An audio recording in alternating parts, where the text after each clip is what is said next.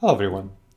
Now, something I want to chat about is how AI adoption kind of looks like a split reality in modern firms. For example, leaders are quickly drafting updates, let's say for board minutes, using advanced AI chat tools. But their frontline teams still often lack basic AI access or at least lack proper training. Maybe they have a free Copilot access to Microsoft Copilot as part of their enterprise stack. But really, this is the difference that I'm seeing, that leaders are using AI much more than employees are. So there's a widening gap between leadership ambition for AI usage across the corporation and daily use. So when companies are saying, yes, we're using AI, that's because leaders are using AI extensively, but many employees are not. There's a disconnect between employee activities and leadership beliefs. And there's a massive study that backs this up, published in the National Bureau of Economic Research, that looked at the US, UK, Germany, and Australia markets, specifically 6,000 global senior executives, published by Nick Bloom from Stanford University and other folks. The findings show fast diffusion, but unfortunately limited realized business impact. Now, what we do see is that leaders are anticipating smaller future workforces and higher productivities.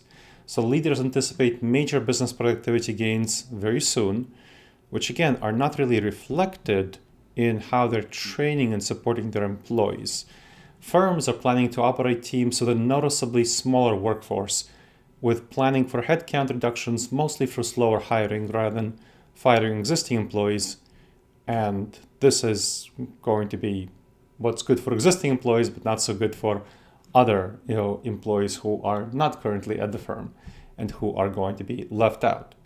So why are there going to be less employees? Well, there's going to be increased productivity from AI forecast by these executives.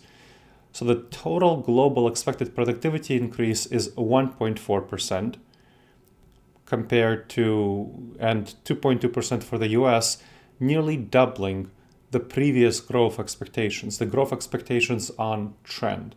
So doubling baseline growth estimates without AI. And thus leaders will need less staff, but employees who are not using AI extensively, not trained on it, are incorrectly expecting 0.5% employment expansion, whereas realistically, a number of employees will depart through natural attrition, and then leaders are not going to hire people. So we're likely to actually see employment shrinkage, especially in junior roles, which we're already seeing, that people in junior roles in areas more exposed to AI are definitely having less hiring. There's many fewer people are hired. So what leaders need to really think about is career ladders and guidelines for junior staff, some apprenticeship tracks that would help prepare the next generation of both leaders and frontline employees in their companies, because otherwise, if everyone is just following the same course and not hiring junior staff, then junior staff won't have the opportunity to train up both into the high potential leaders or just frontline employees. I hope you enjoyed this episode of the Wise Decision Maker Show. Please make sure to subscribe wherever you checked out the show and leave a review. It helps other people discover the show and helps us improve the show. And if you have any questions, email me at gleb, Gleb, at disasteravoidanceexperts.com.